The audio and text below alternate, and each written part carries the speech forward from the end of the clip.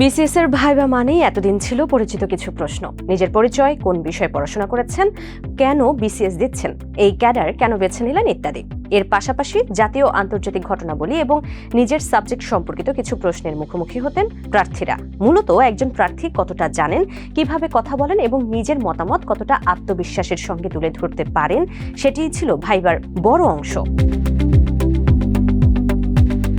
এবার সেই চেনা পদ্ধতিতে পরিবর্তনের আভাস মিলছে। বাংলাদেশ সরকারি কর্ম কমিশন বা পিএসসি প্রচলিত মৌখিক পরীক্ষার পাশাপাশি কম্পিটেন্সি বেসড ইন্টারভিউ অর্থাৎ যোগ্যতা ভিত্তিক সাক্ষাৎকার পদ্ধতি অনুসরণের উদ্যোগ নিয়েছে। পিএসসি চেয়ারম্যান অধ্যাপক মোবাশ্বের মোমেন জানিয়েছেন, এ বিষয়ে প্রয়োজনীয় প্রশিক্ষণও দেওয়া হচ্ছে কমিশনের সদস্যদের। কম্পিটেন্সি বলতে বোঝায় একজন মানুষের দক্ষতা, সক্ষমতা এবং সেই দক্ষতা বাস্তবে কাজে লাগানোর ক্ষমতা। একজন সরকারি কর্মকর্তার শুধু বইয়ের জ্ঞান থাকলেই চলে না, তাকে নানা ধরনের মানুষের সঙ্গে মিশতে হয়, সংকটের সময়ে দ্রুত সিদ্ধান্ত নিতে হয়, নানা সমস্যা সমাধান করতে হয়। তাই নতুন ধরনের ভাইবায় আপনি কি জানেন সেটি মুখ্য নয়, বরং বাস্তব জীবনে কোনো কঠিন পরিস্থিতিতে আপনি কি করেছেন, কিভাবে সিদ্ধান্ত নিয়েছেন এবং সেই সিদ্ধান্তের ফল কি হয়েছে, এসবও জানতে চাওয়া হতে পারে। ধরা যাক বোর্ড জানতে চাইল, আপনি কি চাপের মধ্যে কাজ করতে পারেন?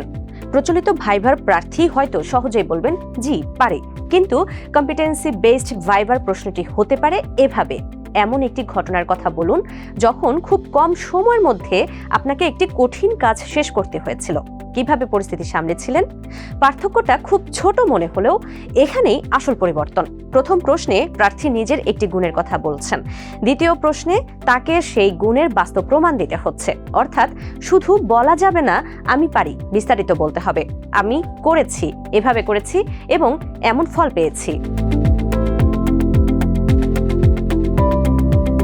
ধরুন বোর্ড আপনার নেতৃত্বের ক্ষমতা যাচাই করতে চায়, আপনি কি ভালো নেতা? এমন প্রশ্নের উত্তরে প্রার্থী হয়তো বলবেন জি, আমি সবাইকে নিয়ে কাজ করতে পারি। কিন্তু নতুন পদ্ধতিতে প্রশ্ন হতে পারে, এমন একটি ঘটনার কথা বলুন যখন আপনার দলের সদস্যদের মধ্যে মতবিরোধ হয়েছিল, আপনি কিভাবে সেই সমস্যা সমাধান করেছিলেন। তখন শুধু নিজের গুণের কথা বললে হবে না, বোর্ড জানতে চাইবে সমস্যাটি কি ছিল, সেখানে আপনার দায়িত্ব কি ছিল, আপনি কি পদক্ষেপ নিয়েছিলেন এবং শেষ পর্যন্ত কি ফল হয়েছিল। অর্থাৎ আপনার কথা নয়, আপনার কাজের মধ্য দিয়েই আপনার সক্ষমতা বোঝার চেষ্টা করা হবে।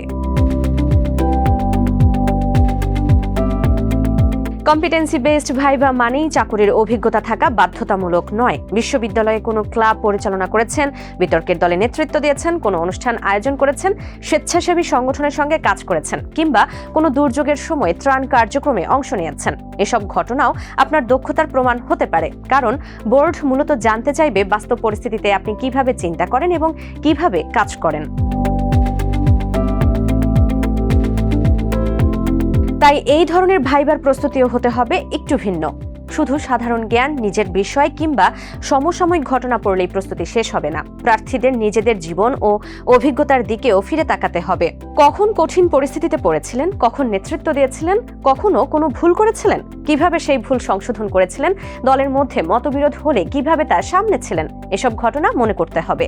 প্রতিটি ঘটনার ক্ষেত্রে 4টি বিষয় পরিষ্কার করে রাখলে উত্তর দেওয়া সহজ হবে। কম্পিটেন্সি বেসড ভাইবা মানেই সাধারণ জ্ঞান বা বিষয়ভিত্তিক প্রশ্ন বাদ পড়ে যাবে, ব্যাপারটি এমনও নয়। বাংলাদেশের রাজনীতি, অর্থনীতি, সংবিধান, আন্তর্জাতিক সম্পর্ক, সাম্প্রতিক ঘটনা, নিজের পড়াশোনার বিষয় এবং পছন্দের ক্যাডার সম্পর্কে ভালো ধারণা অবশ্যই প্রয়োজন হবে। তবে এসব জ্ঞানের পাশাপাশি বোর্ড আপনার চিন্তা, ভাবনা, সিদ্ধান্ত নেওয়ার সক্ষমতা, নেতৃত্ব, যোগ্যতার দক্ষতা এবং চাপের মধ্যে কাজ করার সক্ষমতাও যাচাই করতে পারে।